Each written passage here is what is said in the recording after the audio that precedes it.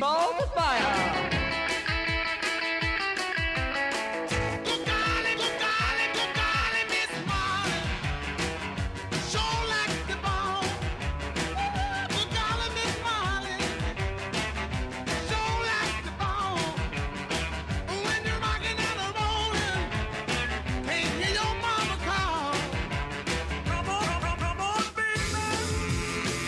Let's do the twist.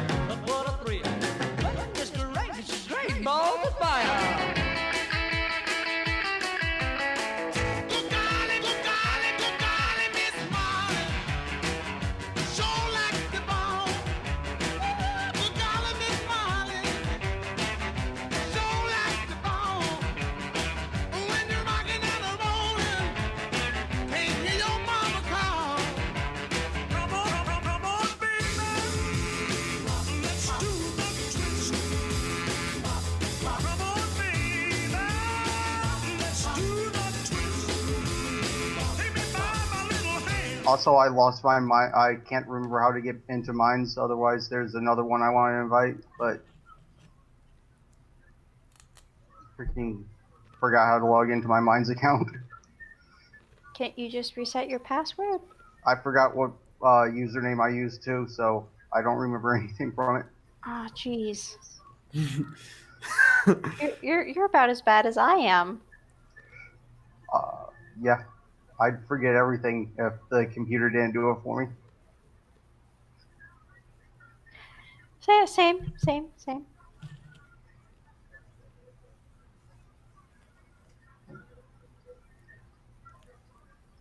Are we gonna get into some news? Oh my God, you noticed? Oh, Are we live? Mm-hmm. Hello, We've been live for about a minute or two. I just put in chat. They're gonna notice any minute now. Mm-hmm. So what is in the news today, Miss Blind Girl? Same old, same old. Climate change. Trump in the Ukraine. Trump derangement syndrome and general derangement syndrome. Got it. Business as usual. Mm-hmm. I'm surprised how quickly they changed Russia to Ukraine. Oh yeah, on the drop of all that there was a massive change in Trump is a blank. Like it went through like 7 different things in 4 hours time. Mm-hmm. Did y'all listen to the Intelligence Committee thing this morning? No, I missed it. Oh, I did. Oh, share. Mm-hmm. The director of the intelligence agency told him what he did, why he did it, and then the Democrats started hammering him about why he went to the White House first and why they prolonged bringing it to the Congress and all that stuff. And then they started asking him about if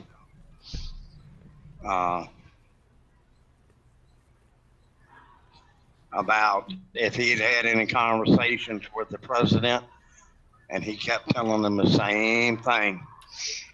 He said, I have many conversations with the president during the week, and what conversations we have fall under executive privilege. And he must have told them that 10 or 15 times, and they were still trying to get him to say if he had told the president about it. Yeah. So. Yeah, I love when they released the transcript of Trump's phone call to the head guy of Ukraine, and they were just like, no, you've edited that.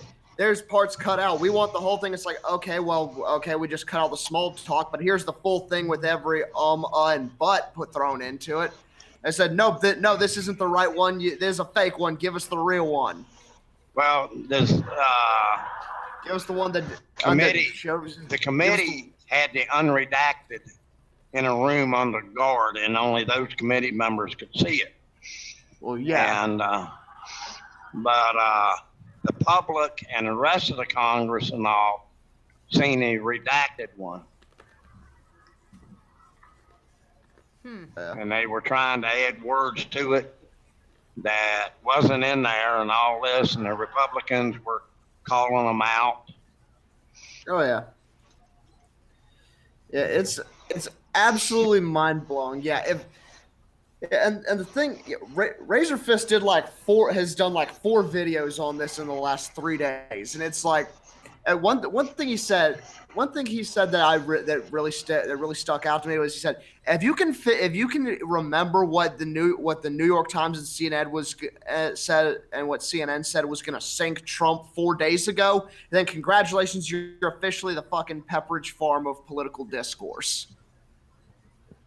Well, because very interesting. Every single time. The other very interesting thing that everybody seems to forget is that the president has full control over foreign affairs. Like, he has full authority over it. They don't let, Congress and the House do it. So, for example, they're saying, well, if he was making, a persuasion, a threat or whatever, you gotta remember, presidents technically have the authority to threaten to bomb a place if they want. Like, you They can need they need approval from Congress for that. sometimes, but sometimes they don't. For example, after, the 9/11 thing, you're either with us or against us.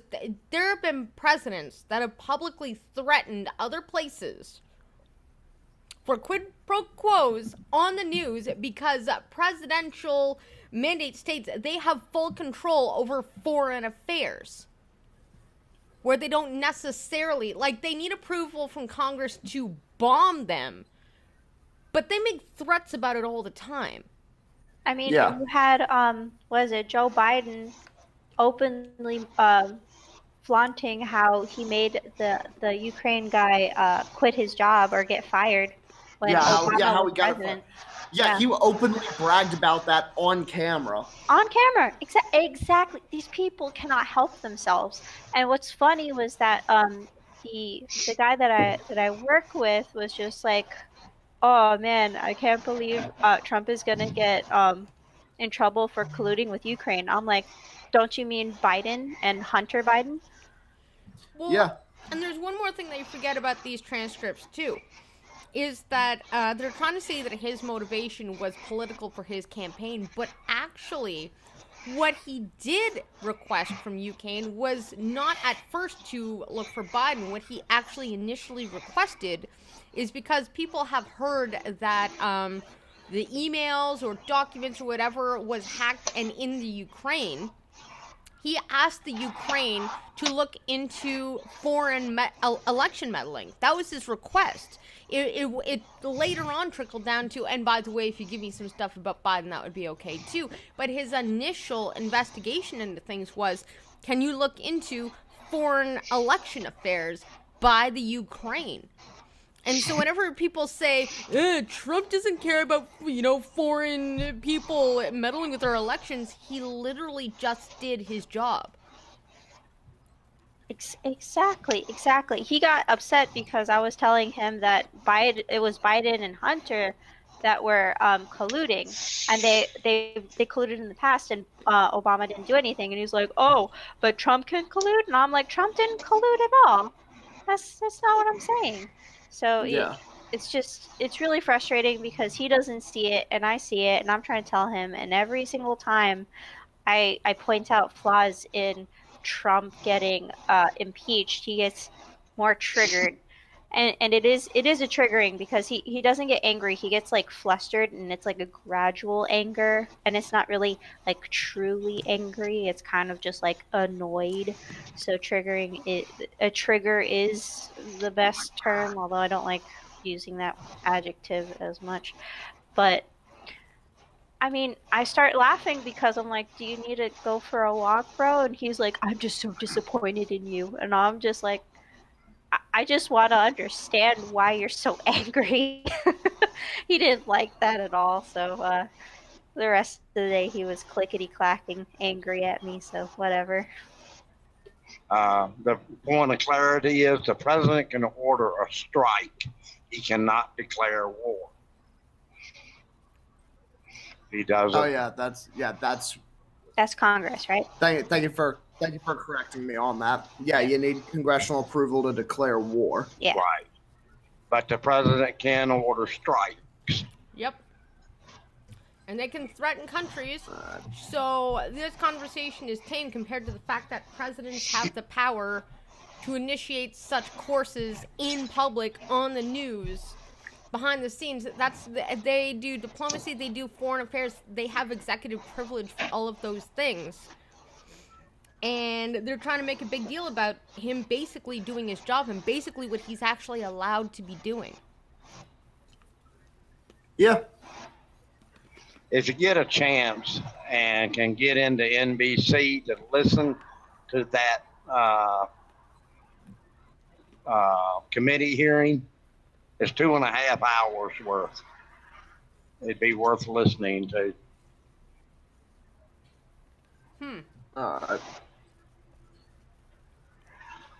It'll clear up a lot of things on why the Attorney General and the Director of the National Intelligence Agency did what they did.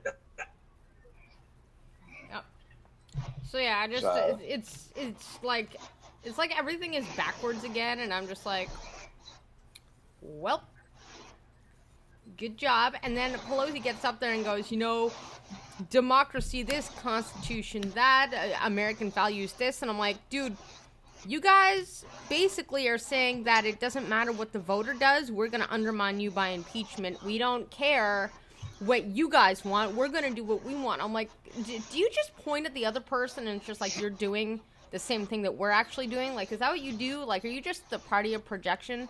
Answer being yes. Yes. I've got a hypothetical question. Okay. What if they did impeach Trump? He leaves Mike. office. Wait a minute. He leaves office, and the voters vote him back in. What do they do then? And let's say it was a write-in campaign to get Trump back in there. Could they ignore that? I don't Even know. though he wasn't? Yeah, I mean, it's just a thought. Let him impeach him. He leaves, and then the voters put him back in. Yeah, I actually have no idea how that would work. I don't know if there's like any sort of like legal precedent for something like that to happen. Right. I have no idea how that would even work. That would be really interesting to see, though. I mean, Oh, hell that has yeah. happened once, hasn't it? With was it JFK? He got like 3 terms. That was No, that was Roosevelt. communist Roosevelt. That was was the dirty Roosevelt? socialist Roosevelt. Oh, okay. He got us out of World War II, though. Fair. Okay. The other thing is that if you follow this to its logical conclusion, let's say Trump gets fired tomorrow. Now we've got Mike Pence, and the left doesn't like that guy either. You can't Yeah. fire the president. He has to be impeached. Yeah, I was just using And a that's quick gonna way be of a- saying that. But It's let's going to be just it's going to hypothetically be say 3 or 4 months Yeah. before it can be done. this is a And to hypothetical logical conclusion. Let's just say, hypothetically, Trump was booted tomorrow. Now you've got Mike Pence. What does that fucking accomplish? They don't like Mike Pence. He's too Christian for them. He's Yeah. Republican. Yeah, and in any case, it's like if they did impeach him, that doesn't mean shit. Bubba Bill Clinton was impeached, but he wasn't removed from office. Like, wait, once you impeach someone, then there's a whole other process you have to go through of removing them from office. Yep. And it'll never fly because the Senate ain't going to let it pass. Yeah, It's Yeah, which already is- kind yeah, of been which is- established. yeah, which is even because removing someone from office is even more difficult than even more or difficult and long process than impeaching someone is. Yep. Well, there's very little circumstances where people should actually be impeaching a Trump, because a president, because what that actually means is they're looking at all the people that voted them in and saying, you're wrong. You don't know what you're talking about. You don't know how to vote. We're right, you're wrong. And it's like the whole concept of that undermines absolutely everything. So there's very few circumstances where impeachment process should actually even happen or even be thrown around. Yeah, and also, I just did a quick look. I just read through my pocket constitution again, and because I don't like him is not grounds for impeachment. No. Like I Hi, said, Maddie. You owe me cookies. Maddie! Oh, she's in the chat. yeah, she Hi, is. girlie. She's here to bring me cookies. Yes, you owe us cookies still, Maddie. I tried to convince them that you still got. We need to make them cookies, Maddie. I'll come over next week and we'll make cookies or something. Email make- them to me. We'll make spoopies. Spooky cookies. Spoopies. Spoopy.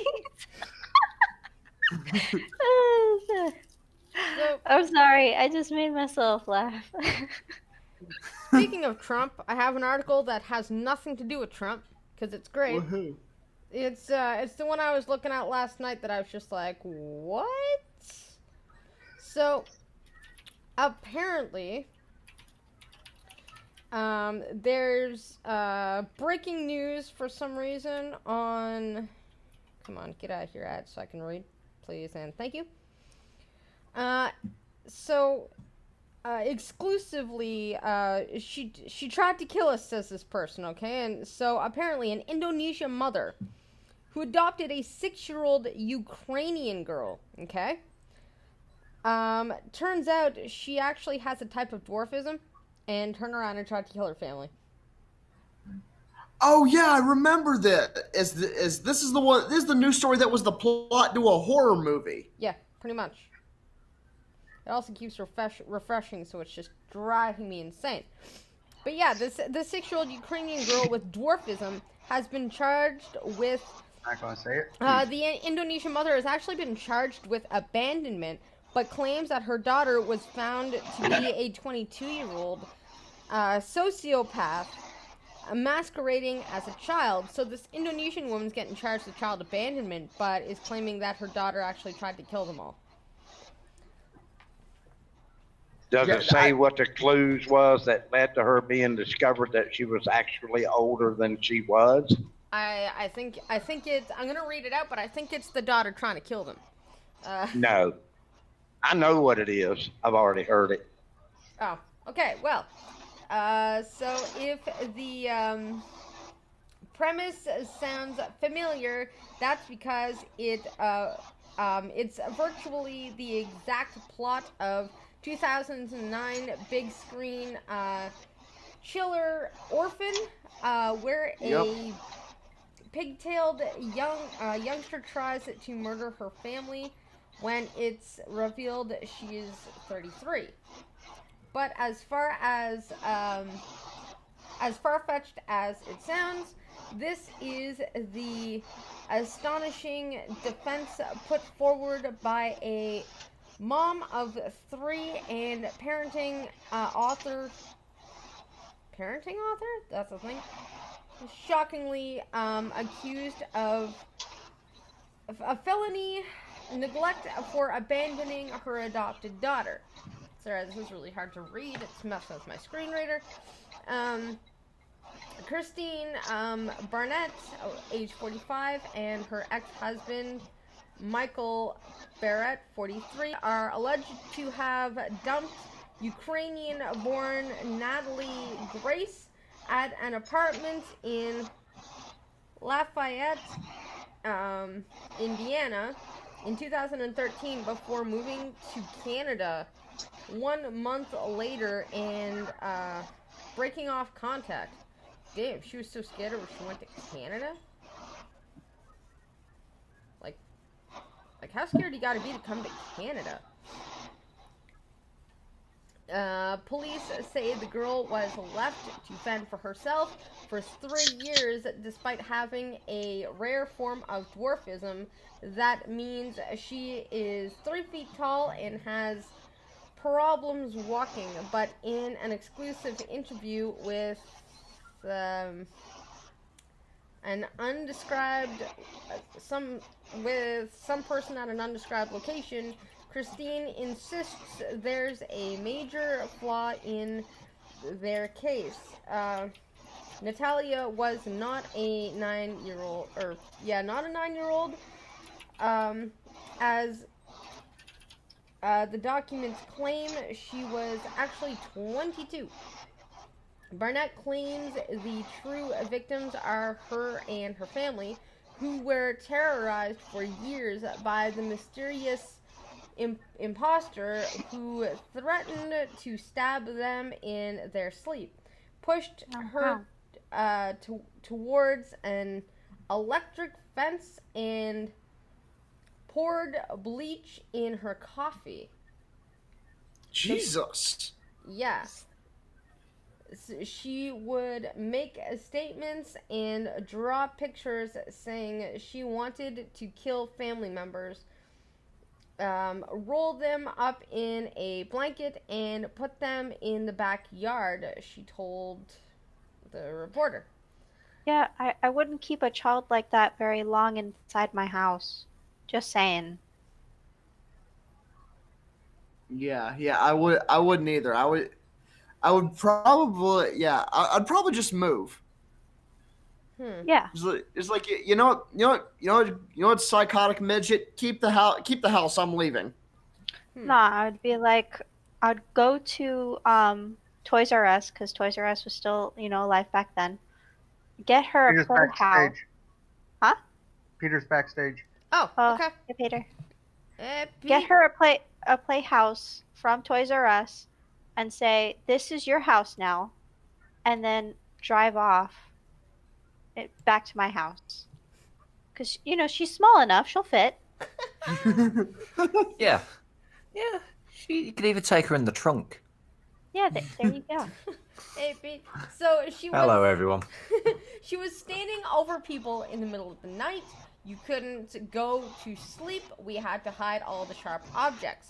I saw her putting chemicals, bleach, Windex, something like that in my coffee, and I asked her, "What are you doing?" And she said, "I am trying to poison you." Wow, just not beating around the bush at all. Just out. Yeah, you caught me. I'm trying to kill you. Oh, silly me. The media. It's just a prank, like bro. some shit that's like some Stewie from Family Guy shit. Yeah. The media is painting me to be a child abuser, but there is no child here, said Barrett. Natalia was a woman. She had periods. Oh, that's how she knew she had her periods. She had adult teeth. She never grew a single inch, which would happen even with a child with dwarfism. The doctors. Hang on a second. Blind girl, remember it's 2019. You don't necessarily have to be a woman to have your period. Oh, jeez. Yeah, but I mean, you do have to be older than 6, I hope. Peter, why? Oh, I'm sorry to say the youngest mother was 5. Sadly.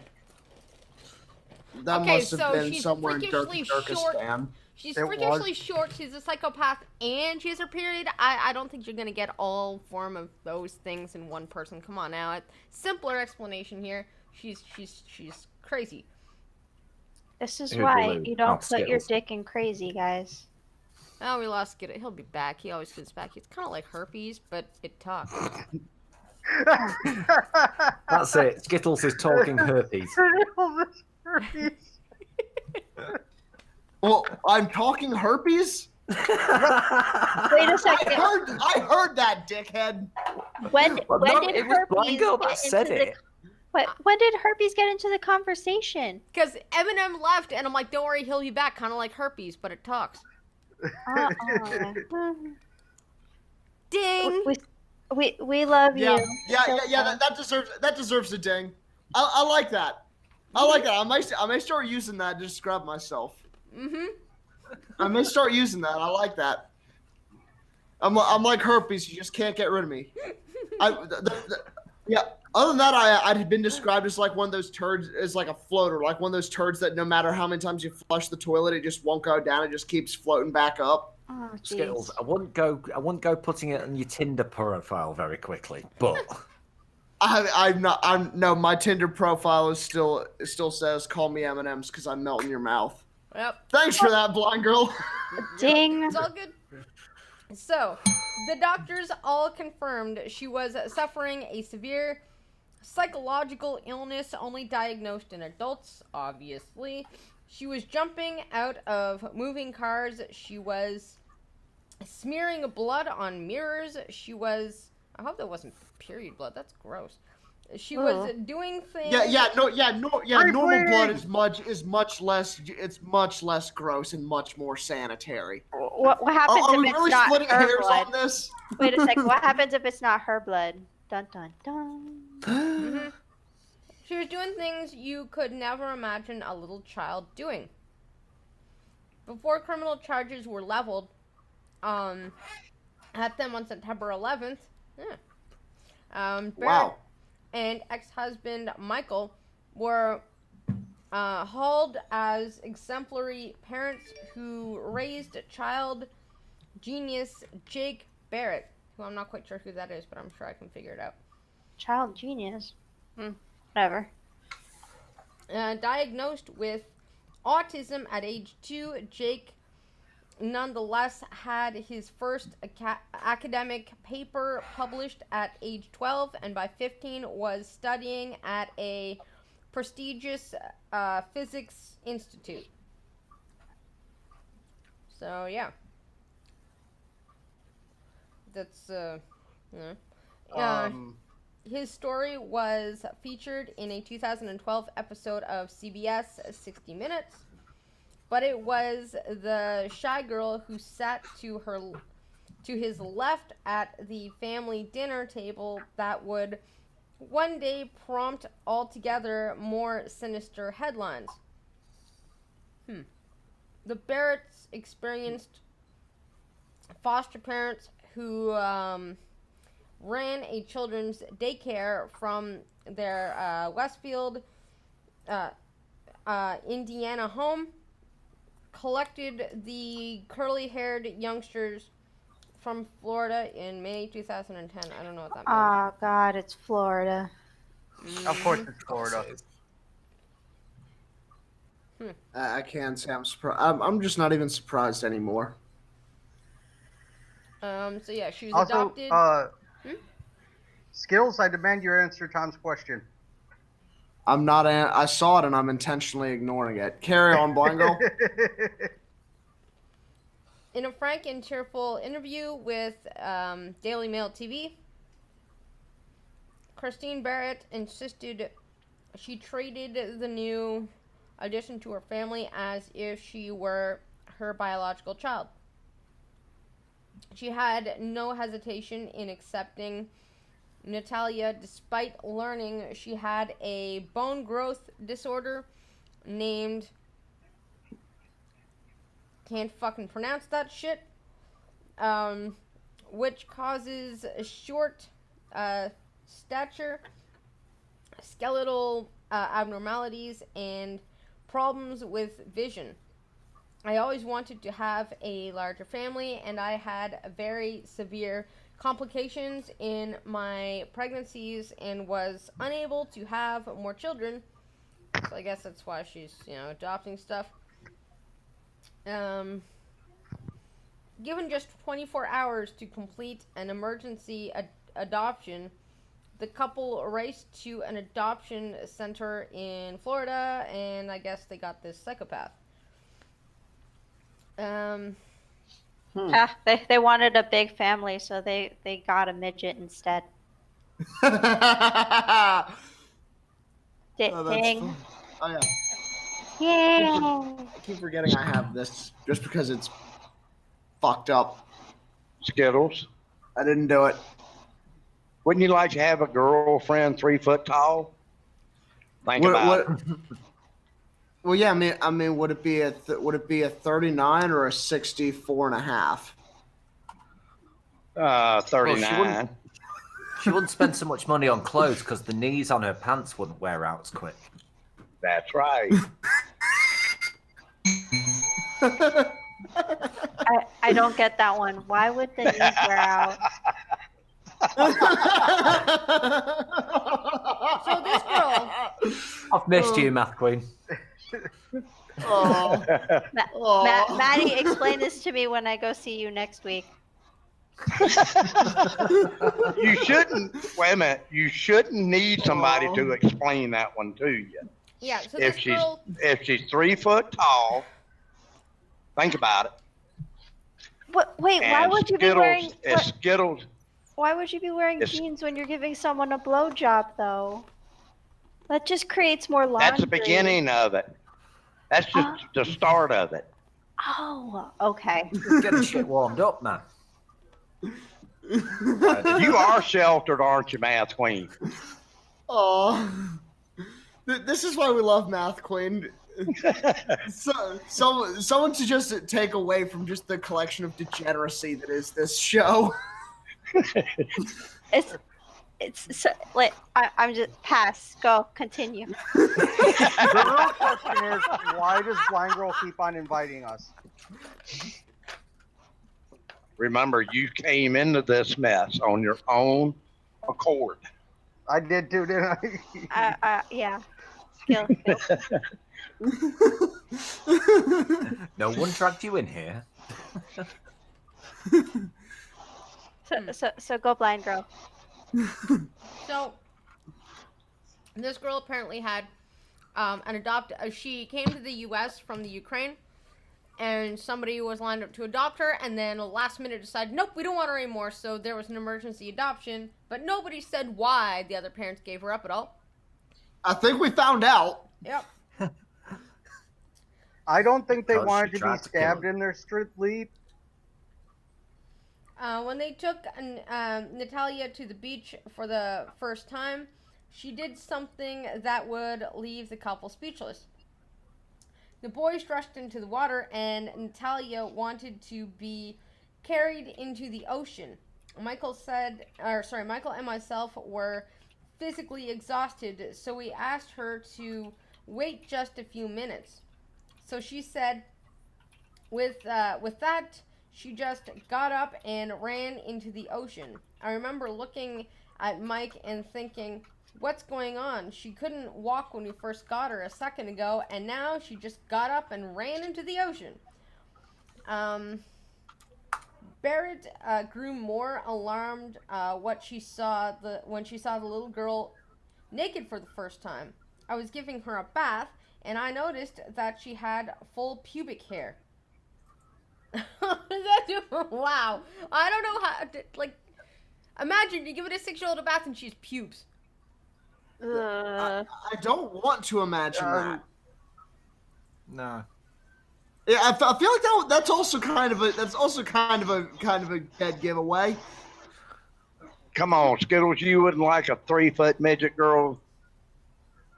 I mean, Lie. Tell me a lie.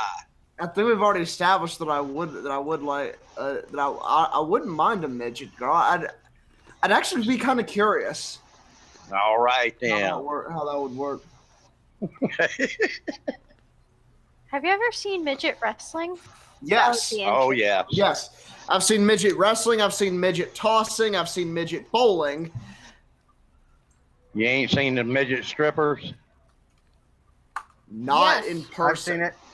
Not in Oh. person. Yeah, not in person, but I've Not in not seen watched person. them on in a- I've seen it person. online.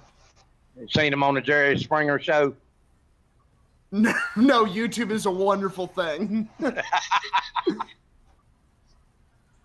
I have met a midget stripper. She used to come through my drive-thru at Tim Hortons at 2 a.m. after she did a show, and she was pretty and dressed to the nines, and we get coffee every morning. Yeah, I knew a midget stripper. She was really pretty. My first question was, how do you drive a car? You're kind of, how do you reach the pedals? It has little blocks like stuck to the pedals that she puts her feet on. Well, I mean, it's a Either little that more or- elaborate than that, but Either platform shoes. Either that or it's just two midgets, one to work the pedals, one to work the steering wheel. Yeah. I like that idea much better. It's just because I find it more entertaining. no, they have a service dog work the gas pedals. A service dog? I wouldn't trust a dog to drive a car. No, well, they have a license. It's a dog license, but still. I mean, yeah, they do it really well in the commercials, so I trust my dog. yeah. So there were further clues to an apparent deception here. Natalia shunned dolls and toys. She sought the company of teenage girls and appeared to use sophisticated vocabulary way beyond someone her age. She didn't have any trace of a foreign accent, and when the family asked a Ukrainian friend to speak in their native language, Natalia couldn't understand or describe her homeland. So, yeah, she's, At the time, I ran a little school, and remember, she said to me, "These children are exhausting. I don't know how you do it." Barrett went on. I was like, "You're supposed to be a child yourself." It was like something another mom would say as she dropped her kids off.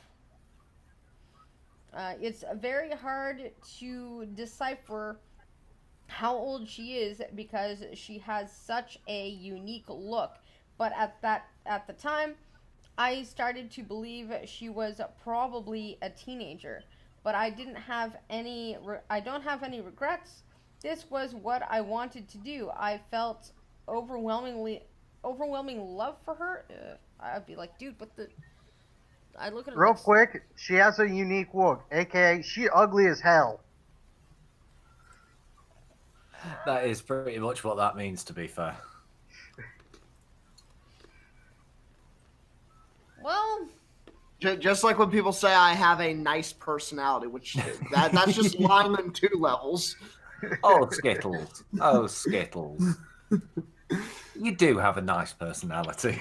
Oh, don't lie to me, Peter. So, Barrett says she soon began finding bloody clothing in the trash, suggesting Natalia was having her period and trying to conceal the evidence. She sought out the help of her family physician, who ordered bone density tests to establish Natalia's age. When the results suggested the little girl was indeed at least 14 or older, Barrett says she switched the princess outfits and pink dresses for more appropriate clothes. But as questions swirled around her age and true identity, Natalia's behavior began to deteriorate. Maybe she's a transageist or something. Barrett recalls watching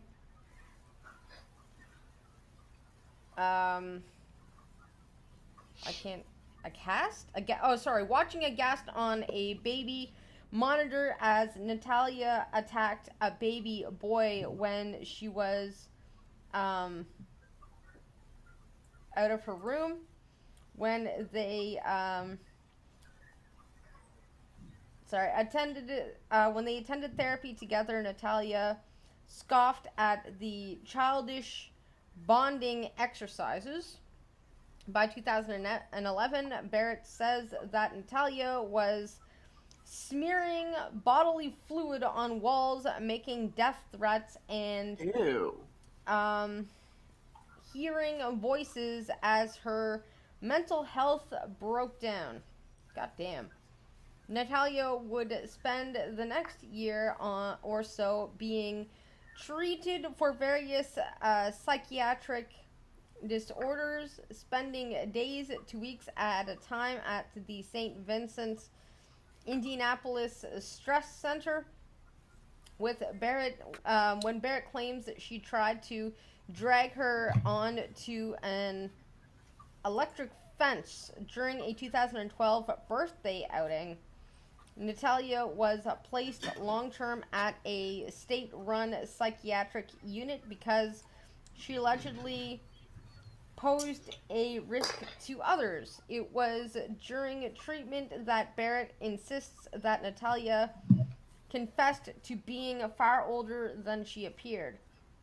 Barrett presented Daily Mail TV with a trove of paperwork that appears to confirm that version of events. This is just fucking crazy. Then, at LaRue Carter Hospital in Indianapolis in June 2012, staff said she had described how she had tried to kill family members and had no remorse about it, with Natalia going as far as to describe it as fun to staff. Jesus. Damn. Most revealing of all is perhaps a letter from the Barrett's primary care physician, Andrew McLaren, MD, dated March 2012, in which he says Natalia's 2003 birth certificate was clearly inaccurate and that Natalia had made a career out of pretending to be a young child. He said Natalia fooled him, her parents, and other physicians. It was also in 2012 that police first began asking questions, although correspondence reviewed by Daily Mail TV suggests they were trying to establish whether an immigration fraud took place before the Barretts had any involvement with Natalia. You know what? With like the states not talking to each other, I wonder if she could just disappear and go do it all over again and like just Probably. Yeah, I wouldn't put it past her. Probably. This is all says this is definitely not the first time she's done this. Mm-hmm. We said that at the beginning, Mandy. It was orphan. Mm-hmm.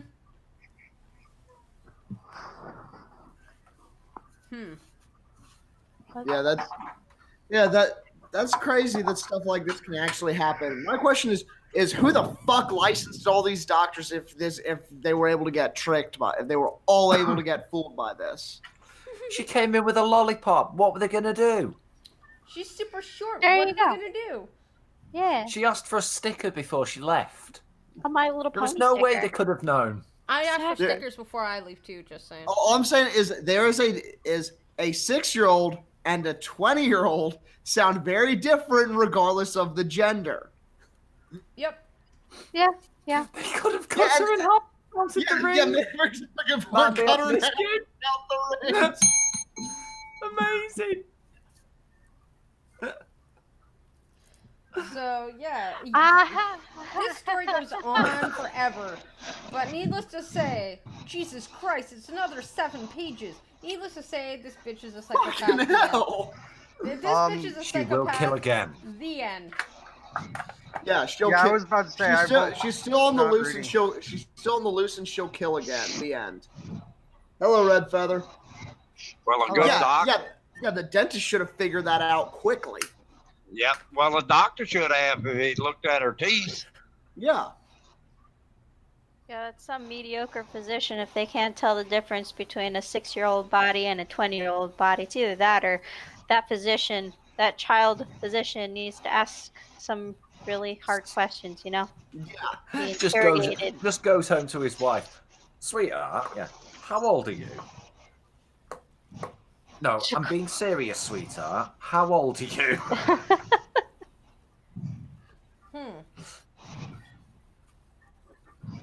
Yeah, can you imagine her going into her room to check on her at night and she's saying, "Daddy, come here." Oh, No. no. Oh, why? Why? No. Ah. It's probably It could why? happen. It My probably brain. did happen. Just, maybe she snuck out of her room and just, was a hoe at night. Like, ew.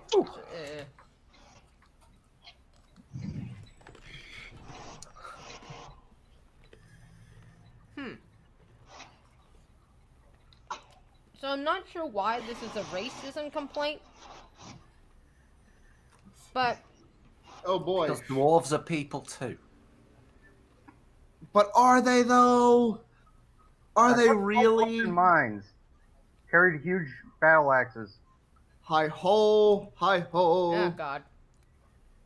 So, racism complaint lodged against judge who acquitted Alberta parents in meningitis death of toddler. So he acquitted them and then was accused of racism. Apparently.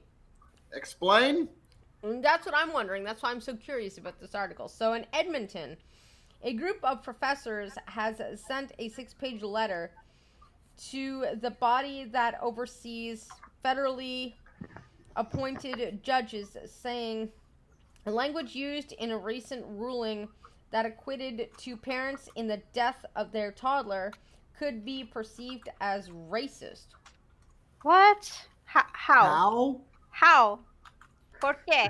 No. And I believe these two parents should actually have him put in jail, to be honest, but we believe that Justice Terry Claxon's choice of words is inappropriate, shocks the conscience, and speaking for ourselves undermines our confidence in the administration of justice, says the letter to the Canadian Judicial Council and signed by 42 professors of medicine and law from across Canada.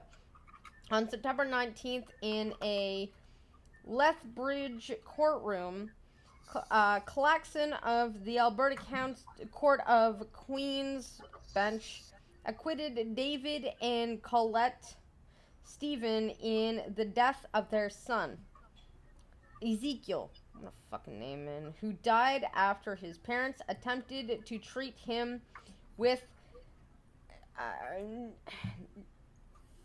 naturopathic medicine. He got meningitis, and they basically Oh my god! herbal oil, and he died. And so they're getting charged with neglect and the death of their kid, and they just got acquitted. I actually think they should have been thrown in jail for this. Without a doubt, without a fucking doubt. Man, let's not use medicine. Let's use some freaking voodoo shit. Fuck medicine and actual doctors. This Etsy blog said that smelly oil cures everything. Well, hey, I'm gonna play devil's advocate though. What happens if the mom or the dad had a bad experience with a string of doctors with misdiagnosis and even being ignored? You know, you're at the end of the rope, and at this point you're just like, you know what? I've tried doctors, they won't listen to me, so I'm gonna try this thing, and it worked for me. But then they end up completely ignoring doctors and then saying, I know what's best.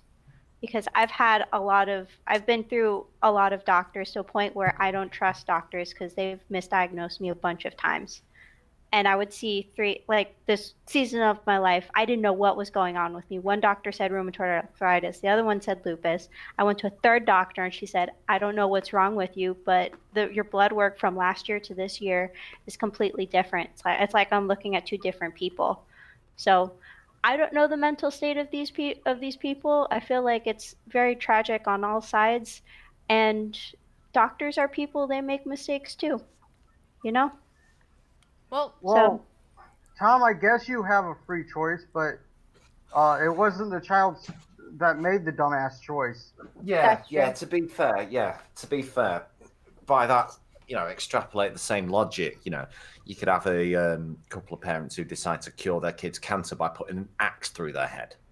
Oh, jeez. I heard this works. Cures.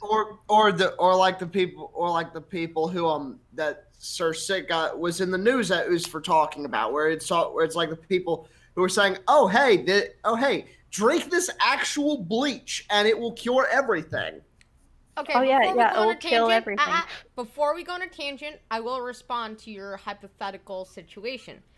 So let's say you've had a bunch of bad experiences with doctors and you don't trust them anymore. The problem is that if you're going to look at it as these three doctors are speaking for all the doctors in the world, okay, you could then say that your perception is skewed.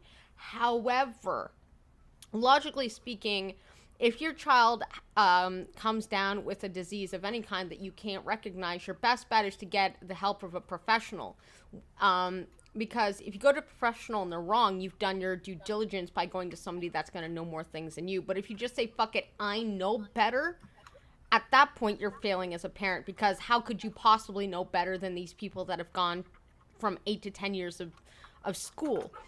Yeah, that's true. They should have at least gone to the first doctor, or at least a second doctor, or third doctor, tried all of the available, things. You need to do your due diligence. Jesus, I cannot talk tonight with all available resources. Well, and there's a second problem to this too. If you don't trust doctors because they've misdiagnosed you, then you would suddenly become very skeptical, very wary of people's advice because they're usually wrong. So why would you then go to a homeopathy place and just believe them right off the bat if you've That- already been that's- screwed over by a yeah. doctor. You're not. I think though with that the point Math Queen was making was that thing eventually worked. So they tried it just on suggestion. Yeah. And it worked, or it appeared to work. Maybe it was something else that, I don't know, just went away, or may even still be an issue. I don't know. But whatever it was that you tried was the last thing you tried, so therefore that must be the one that worked. And that's why your opinion on it would be skewed or bent towards...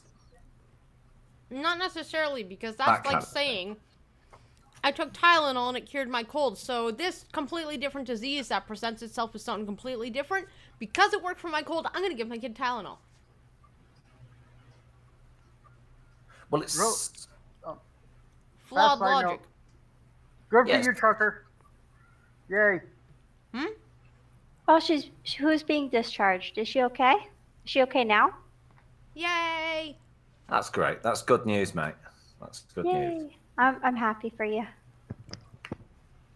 So the two had faced a charge of failure to provide the necessities of life, or the necessaries. That's a fucking awkward word. Could you guys not use awkward word? Just they failed to provide the child. It's a fucking Jungle Book song. Yeah, after the- the Look 19... For the bare necessities, the simple bare Yeah, but it was necessities. necessarities. Like necessarities, not necessities. It was necessarities.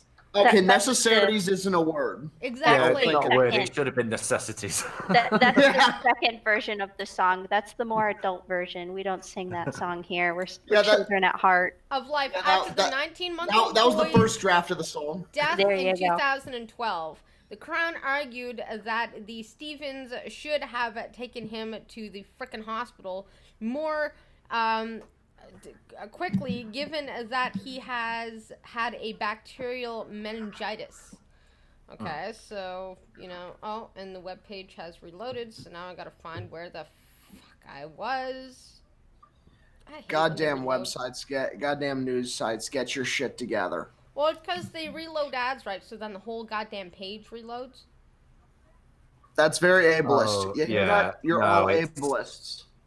Yeah, no, it is a pain That's- in the ass. That's all. Their expert Ad witness block. was Dr. Bermadale.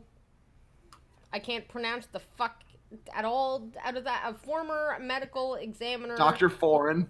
Yeah, in Calgary, who testified that his autopsy showed Ezekiel had died from bacterial meningitis. The Ugh. defense witness was Dr. Annie, another foreign name, who argued Ezekiel had meningitis, but that it was viral and it did not cause his death.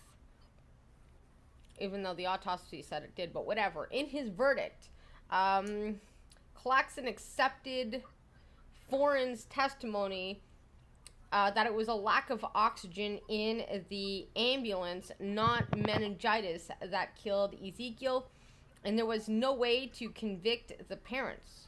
That's a Yeah, technicality. god damn it. God damn it. We need to get rid of these hermetically sealed ambulances. Yeah. In his ruling, Claxon devotes an entire section to complaining about the way Foreign spoke.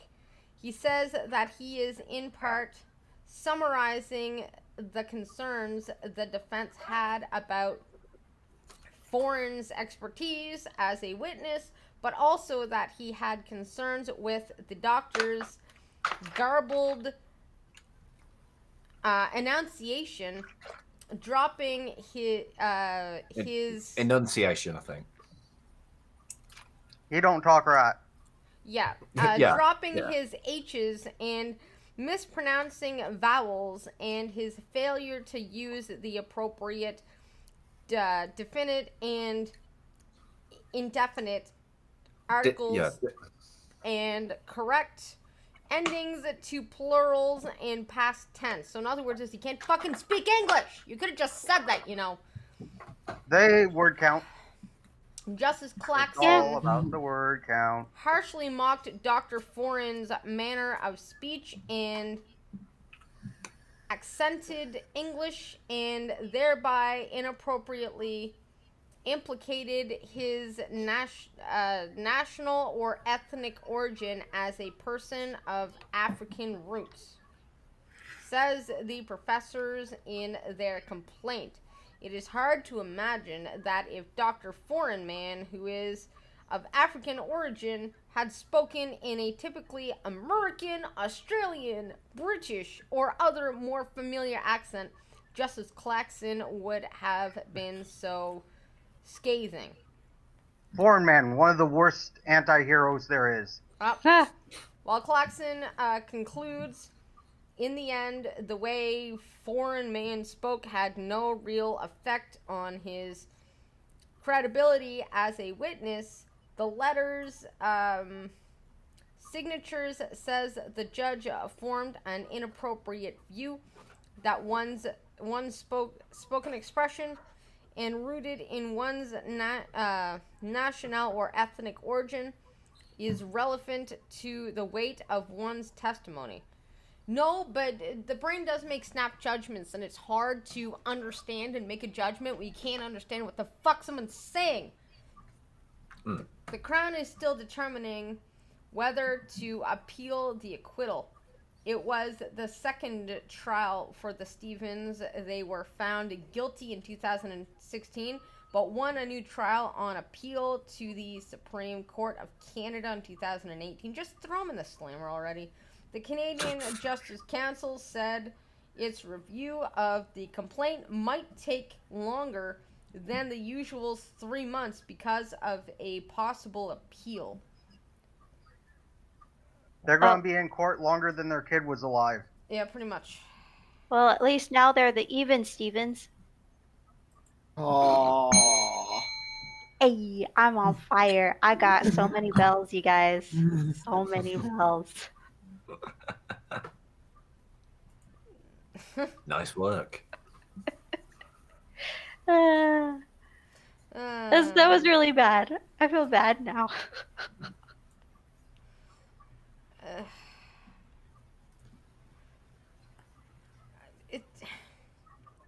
You've broken Blind Girl Math, Queen. Yeah, you know. just I'm sorry. I'm sorry.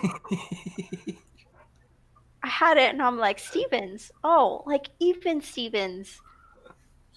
And then An overrated show on the Disney Channel. Yeah. With Shia LaBeouf. Before he went Orange Man Bad, homeless man version. He was insane before that. Yeah, remember he had a war paper bag on his head at a premiere that said "I'm not famous." That's just him being like childish, you know? Yeah. He wanted attention. Oh yeah. so. Since climate change is all over the goddamn place, here we are with Canada positioning itself as a world leader on climate change. But is it? Is it though? Dun dun dun. No, it's not. I don't Before think I even so. get into this, I have a tiny little bit of a tangent. It's not going to take very fucking long, but I have a little tangent, okay? You want to know why Canadians are really, really, really, really, really bad with carbon emissions? Why? Because it's Because you don't have any uninhabitable people. 9 months of the fucking year.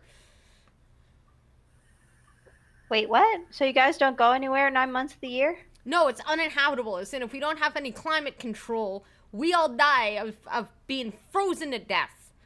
Which would make me think your homeless population wouldn't be as bad as it is, because I mean, like every year it just resets to zero. Oh, it doesn't reset to zero because in Canada we have this policy that if the homeless shelters are full, we're not allowed to leave people outside to freeze to death. So the government must put them up in hotels until there is more room in homeless shelters.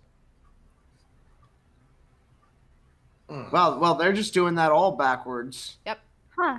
I guess if you want to stay at a hotel for the night, just pretend you're homeless. Be like, I can't go home. Take me to a hotel, please. Yep. Pretty Make much. it a Hilton. Yep. Somewhere with pay-per-view porn and a free continental breakfast. There you go. The continental breakfast. Not Yeah, the porn. most of the continental breakfast. I need to be able to make my own waffle in the morning. I just come back to pay-per-view porn and hotels. What's going on? No pay-per-view porn and continental breakfast. If you're Flying homeless girl. in Canada, they will put you into a hotel. Yep. Question. Mhm. How did the Eskimos live up there for centuries with no thermostat? Igloos and campfires. Yep. Where did they get the wood? Trees. Yeah, but up in the North Pole and all, there aren't trees. Yeah, there are trees. You got pine trees up there. Oh, okay. I'm trying to derail this stream real fast. Peter just licked a fag. Whoops.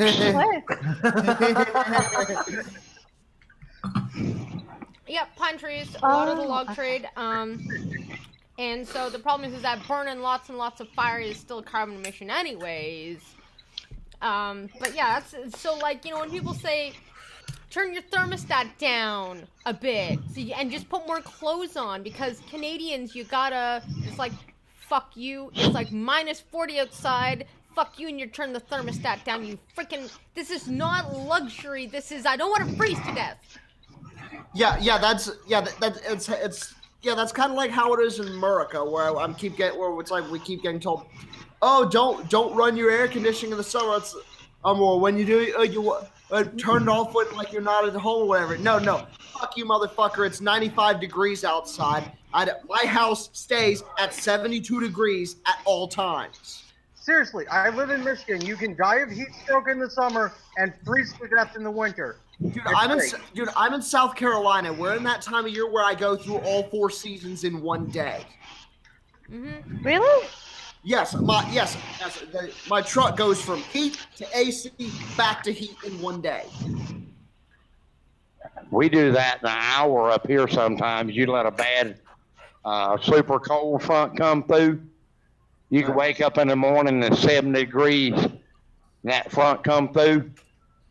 And within an hour you could have the heat on in the car. Oh yeah. When I was at Fort Leonard Wood, it was 05 when we woke up for PT. It was like 50 degrees. 06:30 when we went to Chow. It was 90. Yep. It jumped up like 40 degrees in an hour. Yep. Yeah, So last day of August, 103. First day of September, didn't get above 40. Oh wow.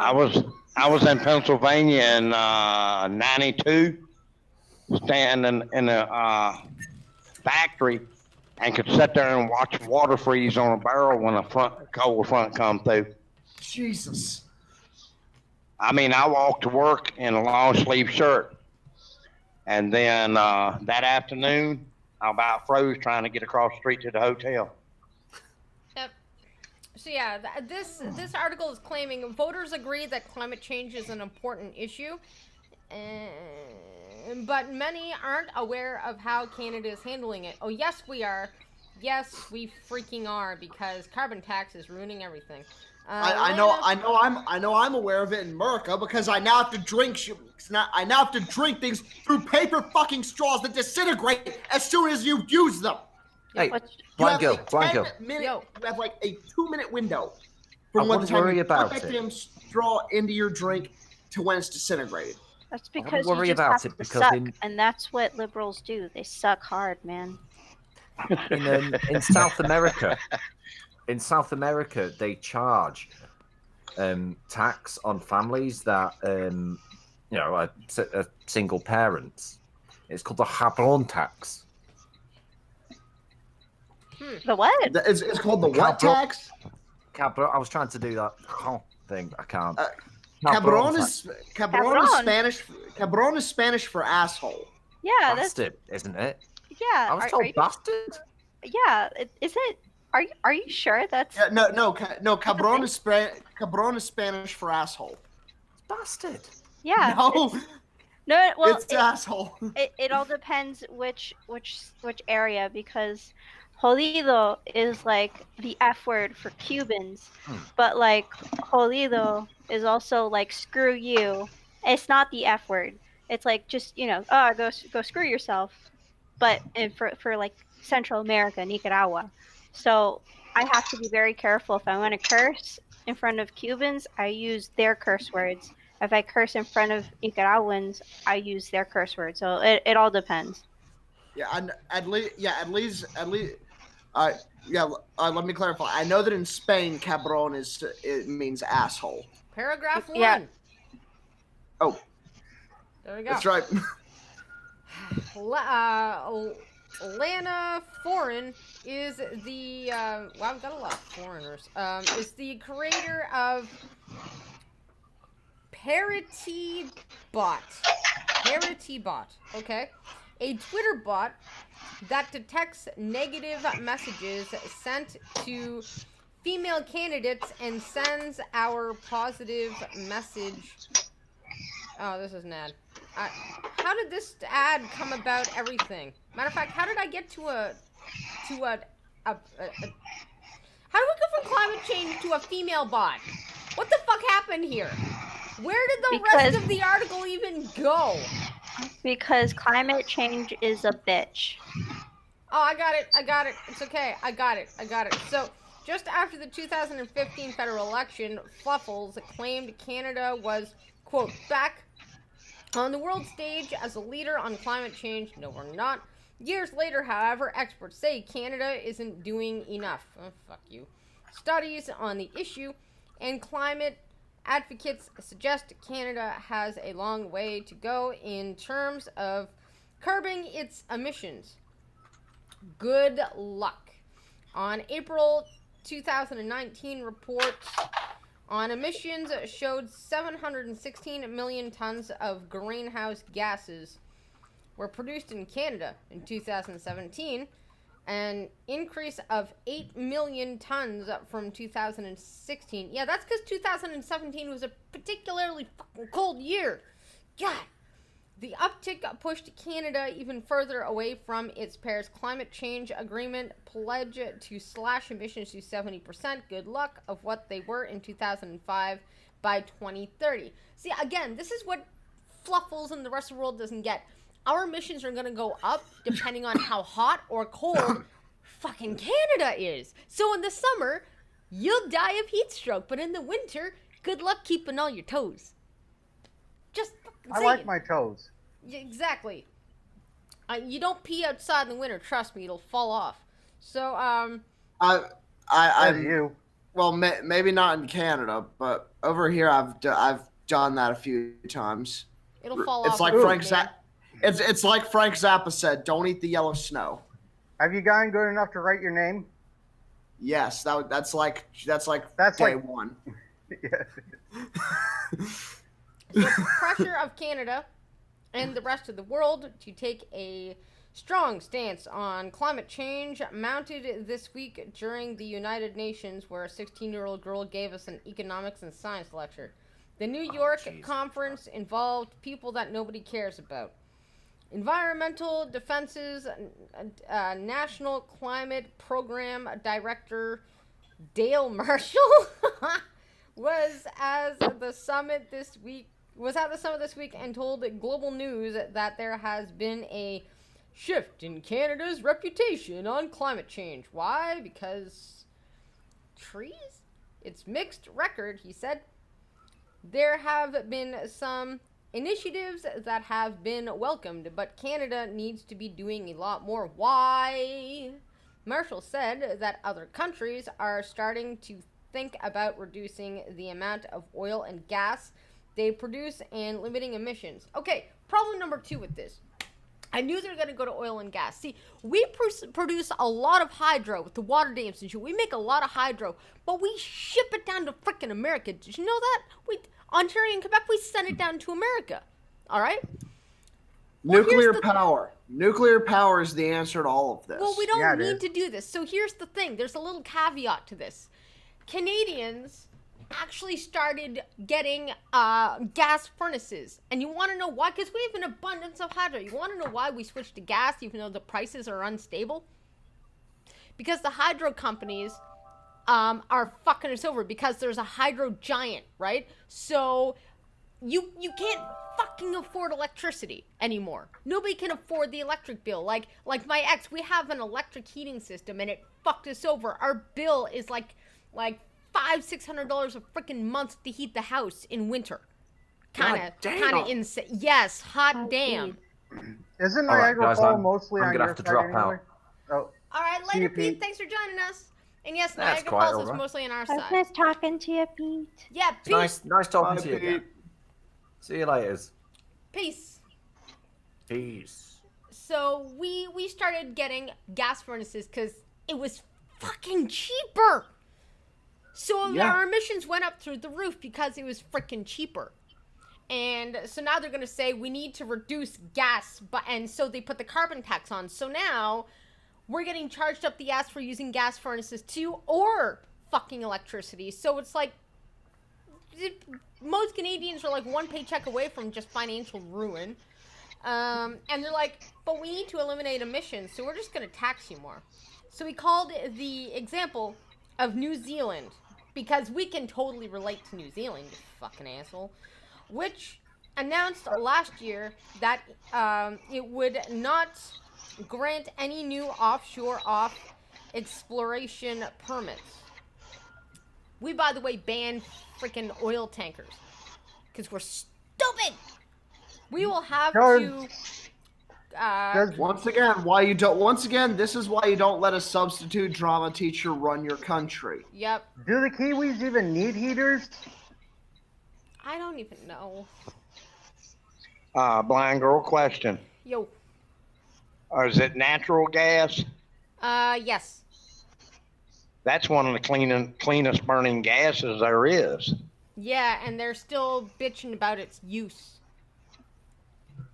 Meanwhile, China gets to burn plastic like hell. Yep. Yeah, once again, China has a bigger carbon footprint than most, if not all, of Europe put together. So this is what Fluffles said about this. Even about natural gas, he says, we're going to have to curtail production of oil and gas altogether. Go fuck yourself. And I'm like, so how many people do you want to freeze to death? All of them.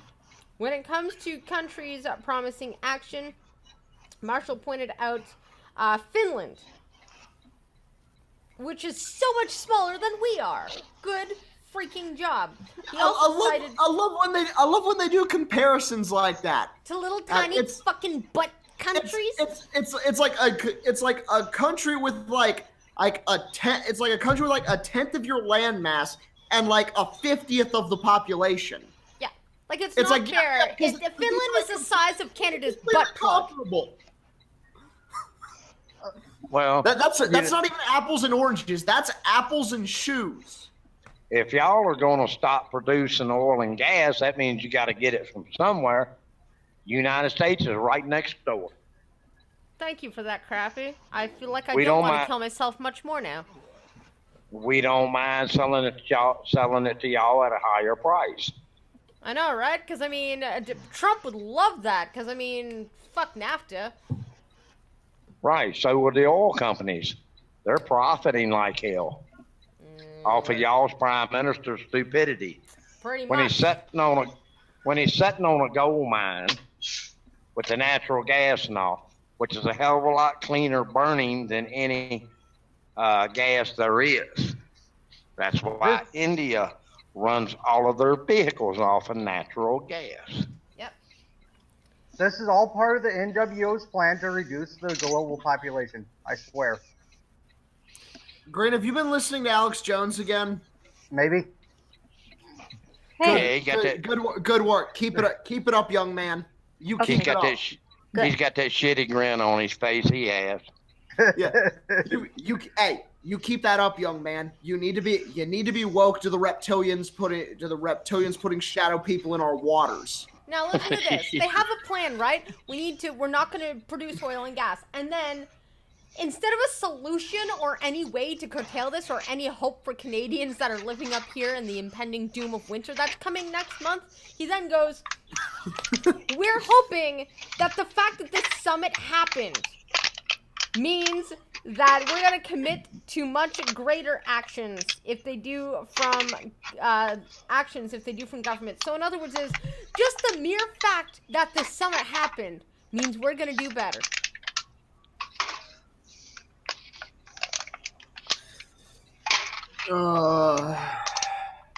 Just the fact that it happened, guys.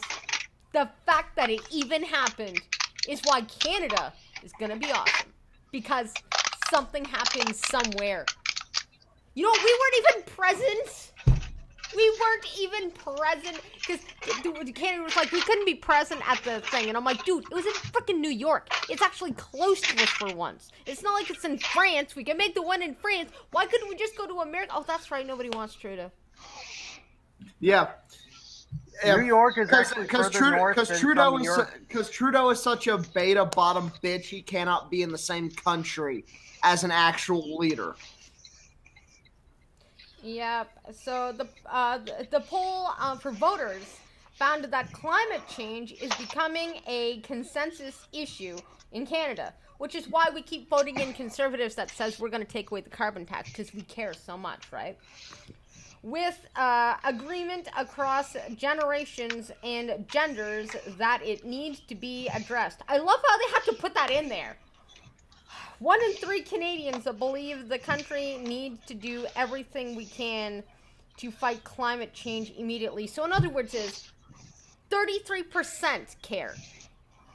That's not a very high, that's not most Canadian voters. It's 1/3. That's not even half. Yeah, that's Somebody can't math. Somebody cannot math. One third of Canadians think that climate change is a big deal. 33%. That means that the majority of Canadians don't think it is. Yeah. Can you hear the crickets? The symbolic crickets? If I had crickets, I would play them right now. Are we really having to explain how fucking math works to these Rees? Yes. What? They voted in Trudeau. Why do we let Canada continue to be a country? I don't know. Yellowstone needs to erupt though.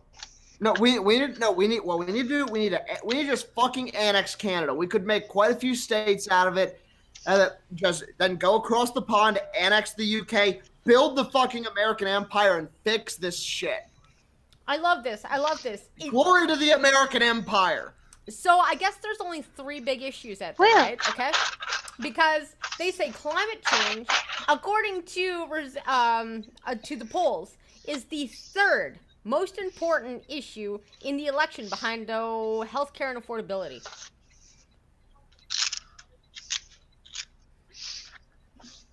What? So in other words, it's the third 3rd important issue on Canadians' mind. Yet they're trying to say, because in the very next statement they go, so despite agreement that climate change is an important issue across Canada, even though we've just established that it's the 3rd important issue and only 1/3 of Canadians fucking care, it goes, despite agreement across the board that it's super important, many seem to be unaware of how Canada is handling the issue. For example, last November, a coalition of international climate organizations found that Canada produces the most per person greenhouse gas emissions among G20 economies.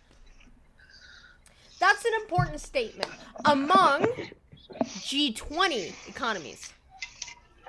So we're the worst offender in the G20. But what countries were not in the G20? I'm betting China, India, all the freaking countries that like to just burn tires.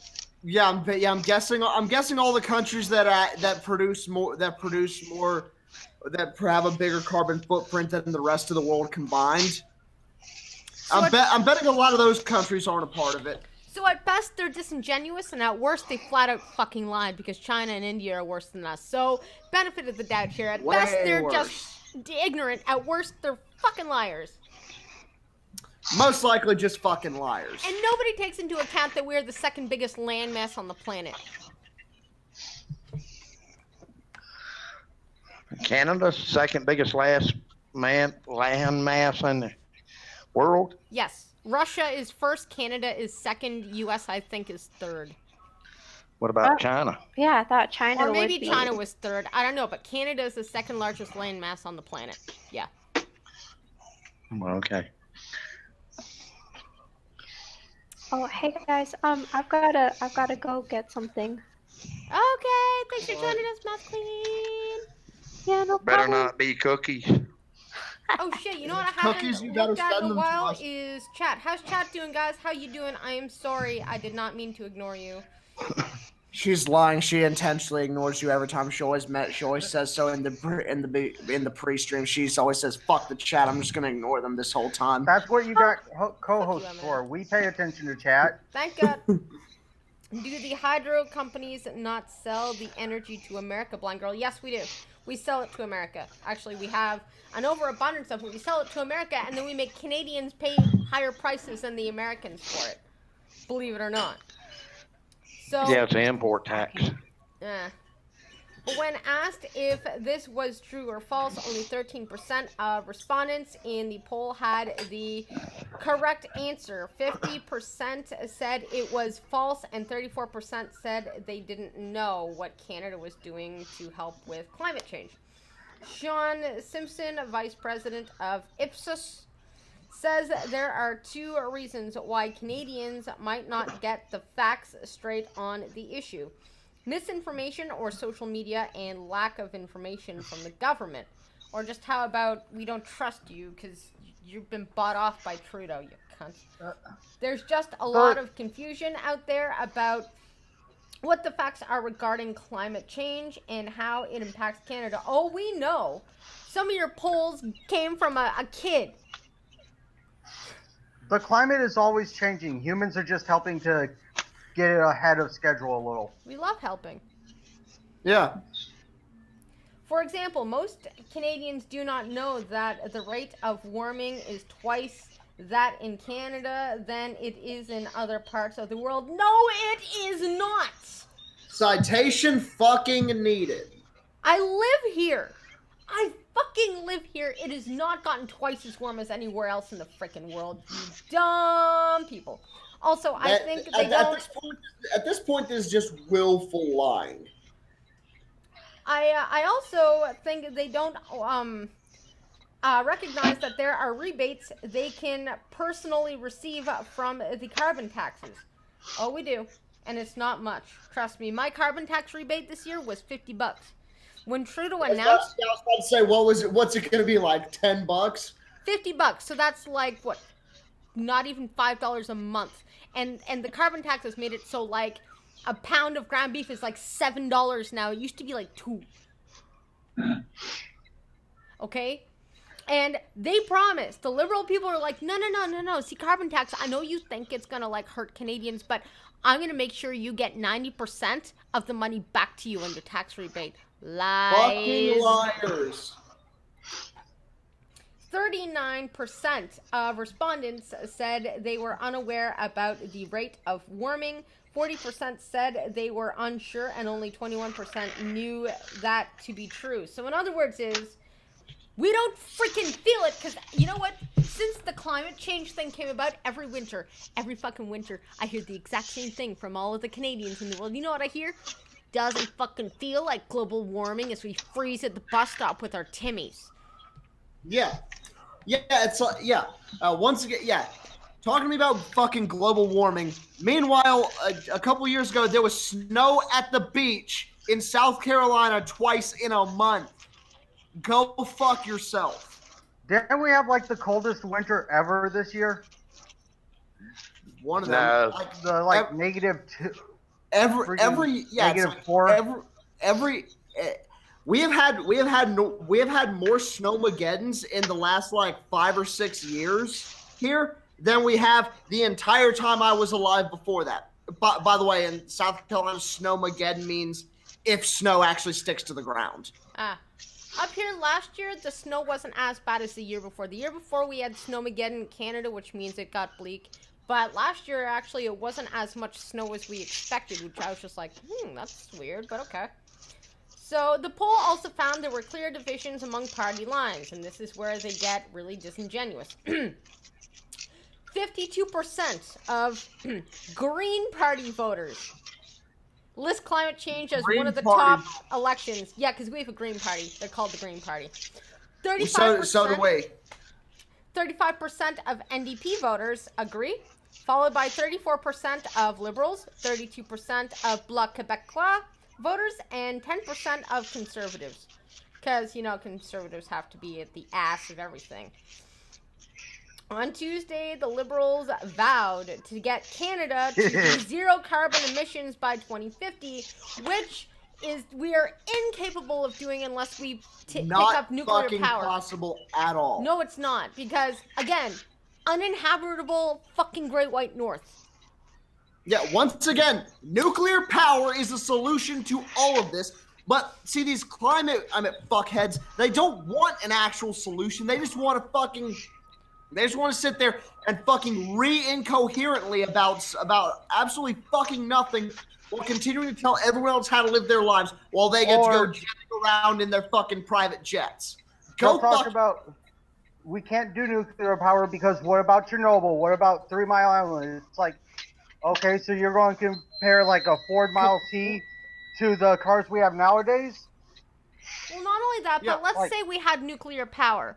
Canadians in the wintertime, we're not walking or bicycling or skateboarding or scooter, however the fuck green people get to their goddamn jobs when it's summer. So when we have like knee-high snow, we need snow plows that don't run on electricity, because how the fuck you gonna plow all the snow with a little fucking Yaris or car or whatever? You know, like power out of diesel. we need fuel. Okay, so we need the snowplow fuel, we need the bus fuel, everybody's gonna take the fucking car to work because it's minus 40 outside. And there's, you know, so Canada will never get to zero carbon emissions, because even if we switch to nuclear power tomorrow, we ultimately still need fossil fuels, or else we're gonna be stuck inside our houses with 10 feet of snow in front of our door. That's what's gonna happen. Until Elon Musk or someone finds a way to starts doing engines that run on nuclear power. And you know if you want Canada to stop polluting, find an alternative solution to salt and sand trucks. I dare ya. Trust me, we need salt. They give you that 50 back in Canadian or US? Canadian dollars. It was Canadian. So that $50 Canadian, that's like what, $2.50 in real money? For fuck's sakes, it's like $25 I think it's actually like $45 real money. Actually, I don't think so. 25. The rule is we are worth half of an American dollar. Okay, so like $25 in real money. Cool. Yes. Yeah. Cool. You would have bought. Cool. That's like a quarter of my grocery budget. Oh my god. So the plan contains no information on what specific measures a re-elected Liberal government would take. So they're saying nobody knows what the plan is. Of course. And we're not going to specify the plan. So what is the point of this article then? They have no fucking plan. I just, $1 is 1.33 Canadian dollars. Yeah, so almost half. So almost 1.5, you know what I mean? So yeah, anyways, a Liberal government would take to achieve net zero emissions, or what the legally binding targets it would introduce would be, other than pledging they would exceed Canada's 2030 emissions goal. Yeah, that's what we said last time. The new Democrats pledged to unveil policies to help cut Canada's greenhouse gas. Wait. What? What do you mean the new we don't have any Democrats up here! Red Feather, you have a car that runs on corn. Freaking alcoholics are going to be siphoning gas tanks. Actually, we have corn-fueled buses. The new Democrats pledged to unveil policies to help cut Canada's greenhouse gas emissions almost in half over the next decade. Leader Jagmeet Singh. Oh, we do. That's more right. We have more like Jack-off Singh. Also promised a publicly funded $15 billion climate bank that would support businesses fighting climate change.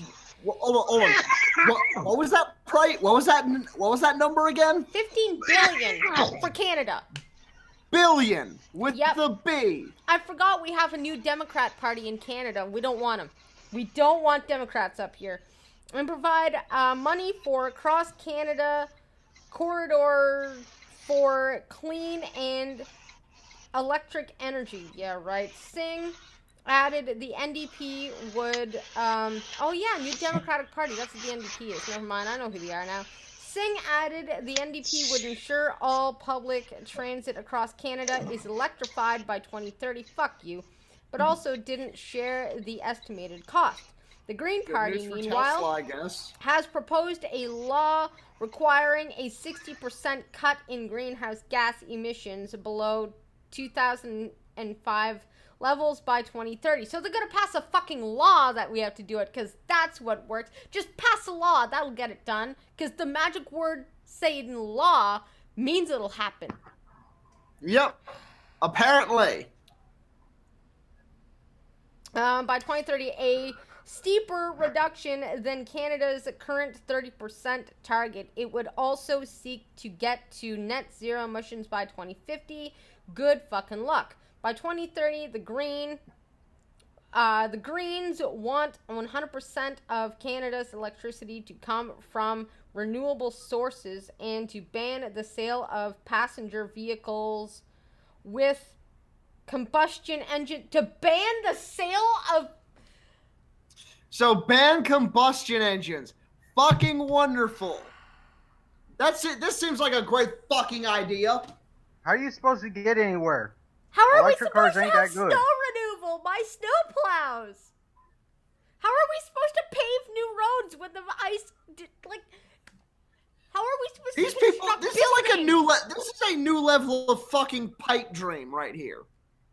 Yeah, I expect this from Nancy Pelosi and AOC, not the Green Party is crazy. I expect this from AOC. This sounds like some AOC Bernie Sanders shit that they would fucking come up with from their fucking communist crack pipe. Yeah, and then the Conservatives, as usual, go.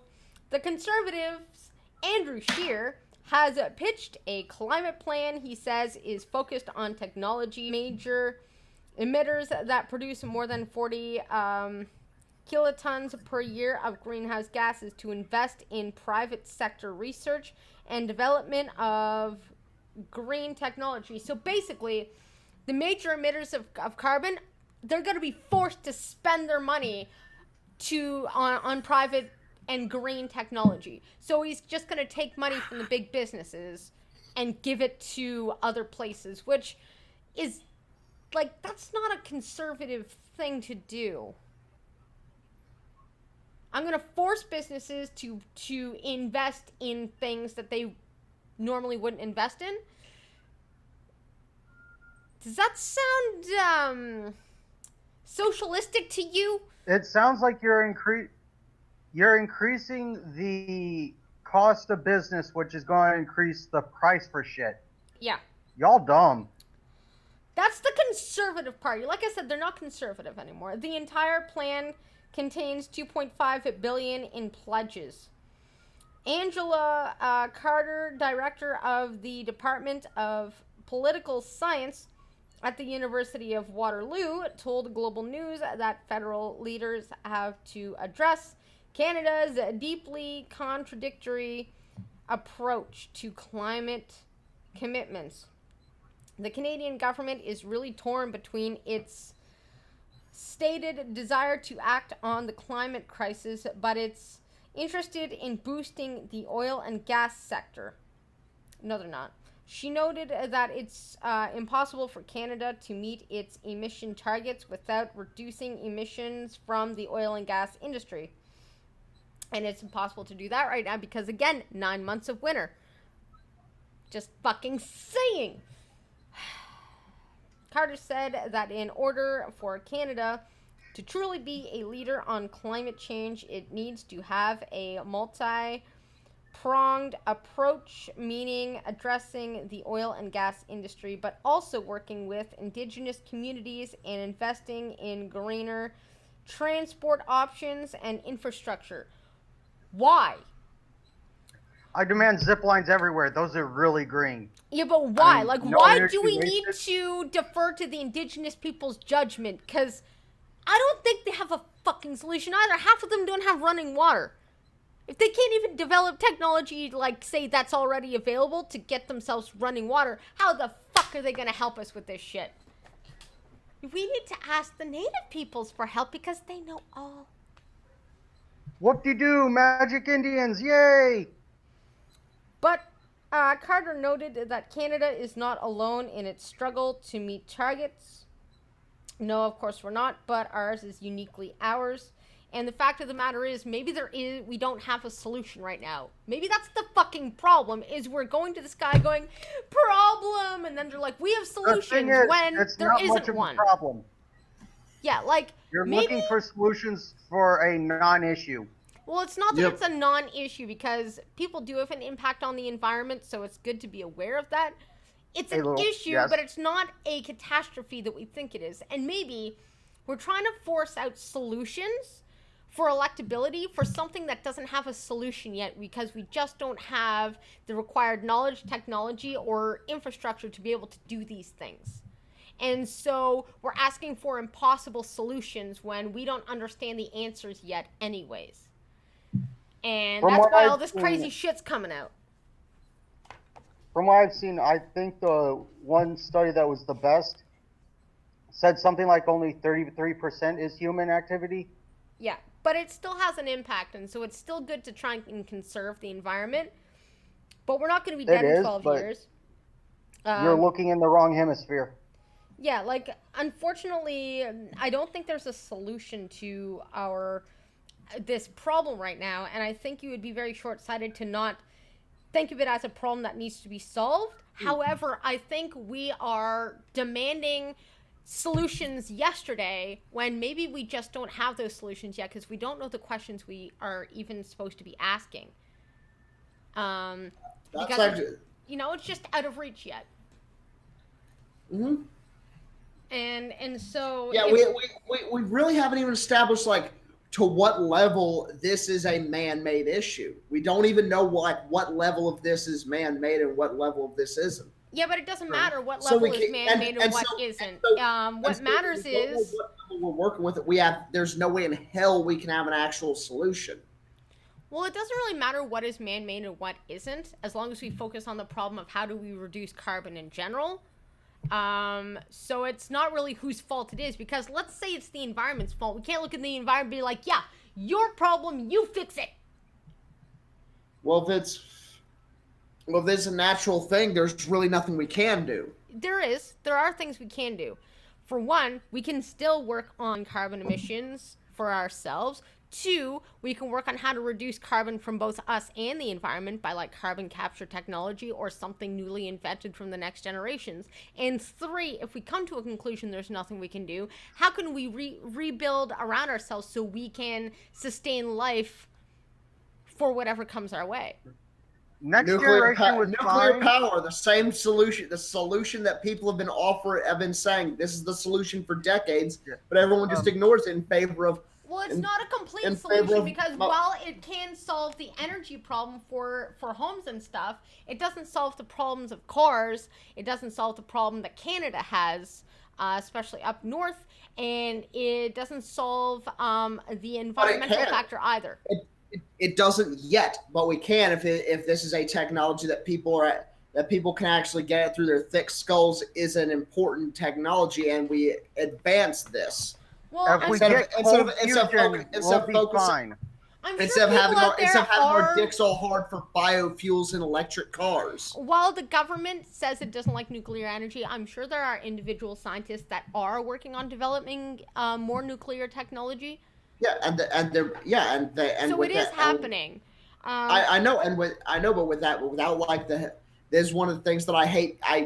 Trust me, it truly pains me to say this, but it's like without the assistance and the support of government. Oh, God damn, that hurt to say. It won't be able to advance as quickly. Not without necessarily, because you still got big dogs like Elon Musk and other private businesses that can feel it. Elon Musk. I didn't mean him specifically. I said like Elon Musk that can invest. I know. And there are other countries that do use nuclear power as well. So, I mean, it's not a lost cause just because our governments don't necessarily look at it. And I'm sure there are things under the table that happen anyways. But, like, the third thing is, let's say there are more intense hurricanes, or we're going to see more earthquakes, or we're going to see more snow. How do we build to prepare people for that so that their homes don't fall down? How about that one? How about higher walls for, what is it, the sea line walls or whatever? Flooding walls. Yeah. I can't remember what I can't remember what they're called. Red I Feather. can't remember what the name for it is, but I know what you're talking about. And speaking of higher walls, border. Yeah, but Red Feather, we plant more trees than we cut down. yeah, and I mean Canada still has quite a lot of trees too. We're like one of the biggest exporter of lumber, for fuck's sakes. We got a shit ton of trees, but we're still the devil. Most of your land mass is completely uninhabited. Yeah, so it's just nothing but wilderness. And We have yes, a Tesla forest in the is middle of being a sued town. by Walmart. I'm more concerned about the poisons in the water. That I actually am concerned about that. But that's a completely other issue. Oh, I have a big concern, especially like Flint with lead in the water. Lead is one of the main contributors to what is wrong with me. So, Don't eat pencils. no, paint chips.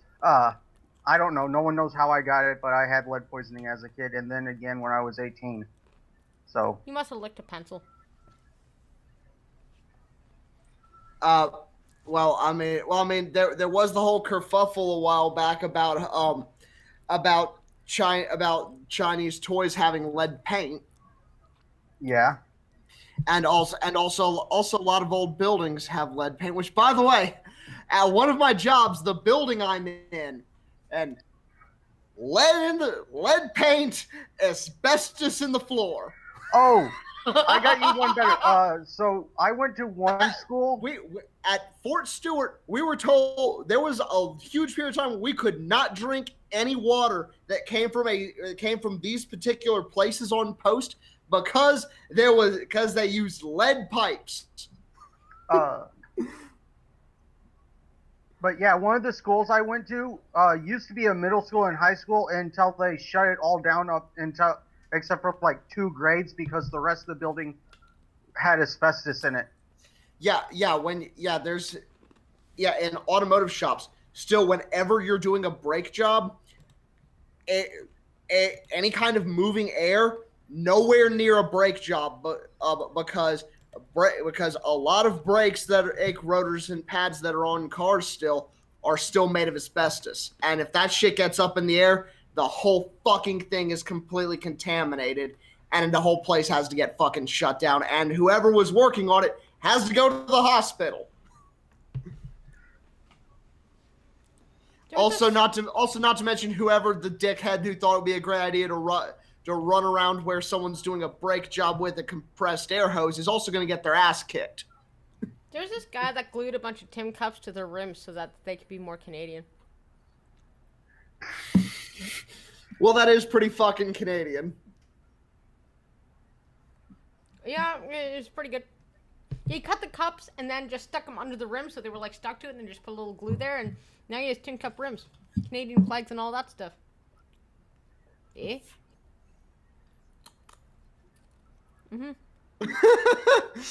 It was the coolest rims, don't you know? Oh yeah, you betcha. You betcha. You betcha. There's a moose on the loose in the hoose. Yeah, bud. So anyways, I'm gonna go look up something funny now. Oh wait, you sent me something funny, didn't you? Did I? I don't know if I did today. Oh no, that was yesterday. Yeah, that was yesterday and you read it. I wasn't. Good. I can actually go look at my own today. Yeah. Oh well, fuck me for trying to be helpful. Please be more helpful. I always love news dumps. That's why I keep the truck around. I mean, Andy's a truck, but yeah. Speaking of which, Crappy dropped out. Is he backstage? Nope. I noticed he dropped out. He's probably in a dead zone. Or he could be talking to the other truck. Oh yeah. Mm-hmm. Maybe, we don't know. Uh-huh. Well, I would imagine poison in the water contributes to the declining air quality as well because of the water cycle. Yes, that is actually true. That is actually a thing. Because whatever's in the fucking water, a lot of it gets fucking evaporated with it. And that's how we get shit like acid rain. Lovely. Lovely acid rain. Which, by the way, I was very disappointed to find out that it wasn't, when I was a kid, I was very disappointed to find out that acid rain was not like what you would see in a superhero movie where actual acid is raining from the sky. Aw, really? What kind of acid? I was very disappointed to find that out. Actually, I was kind of relieved because that was like one of the things I was most worried about. Same with like giant anvils falling on me and stumbling across quicksand. Because I grew up watching cartoons, and that gave me a very distorted view of what reality would be. I was never concerned about, hey, what's it gonna be like when relatives are calling me asking to borrow money? You have money? Give me.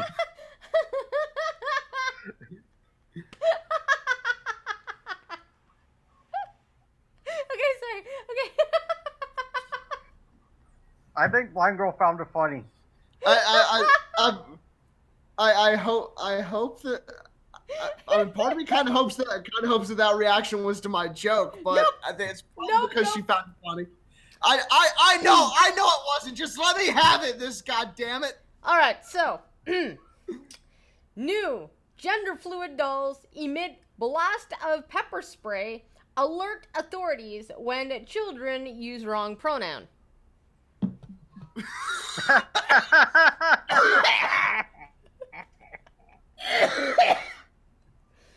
Hello, Crappy. Hey, Gabby.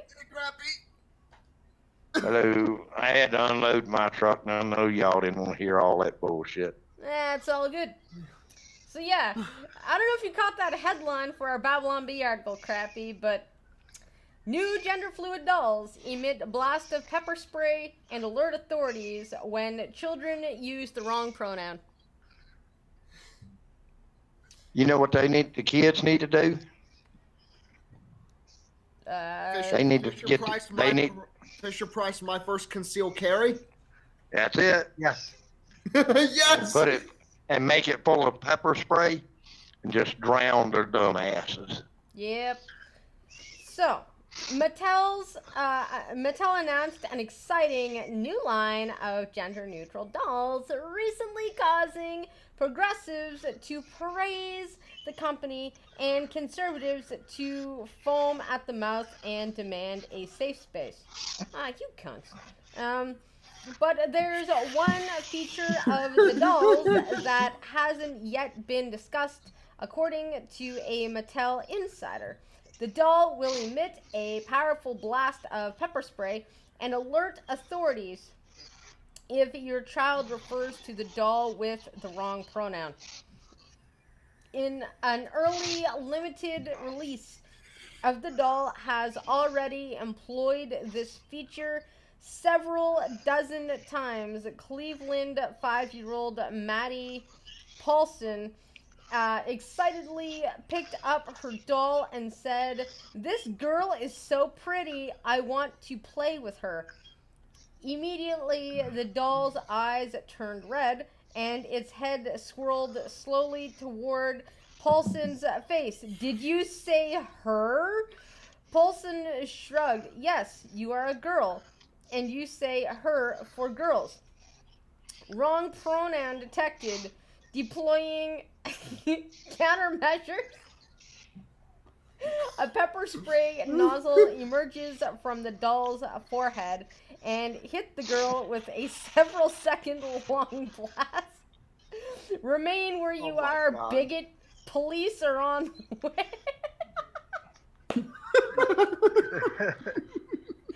As the girl screamed in pain and rolled around on the floor.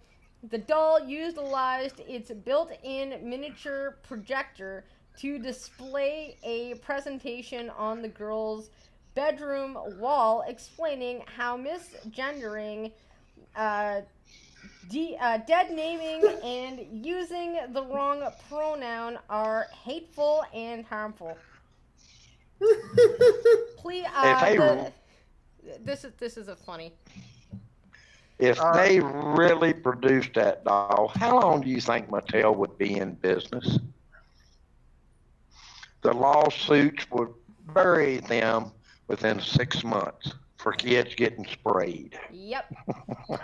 Red Feather, the Mattel building the gender fluid doll is the grain of truth that this story is built on.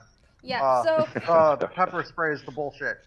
it hurts. The whole story is bullshit. It hurts when the girl screamed on the floor.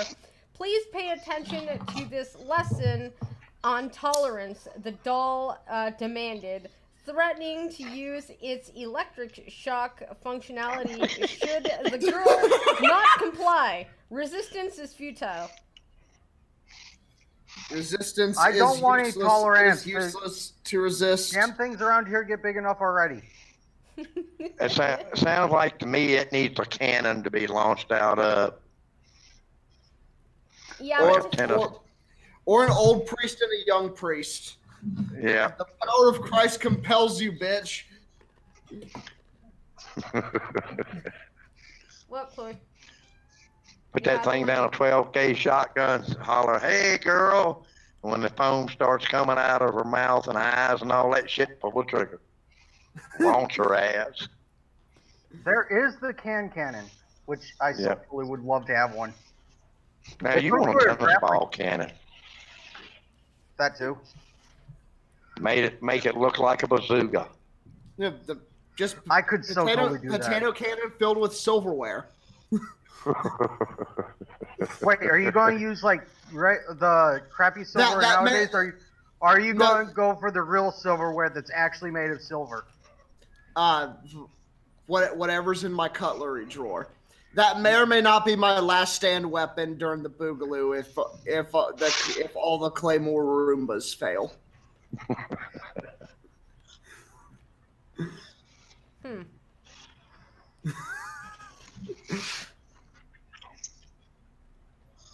So, on that note, I guess Chill. I should be trucker. Oh Lord.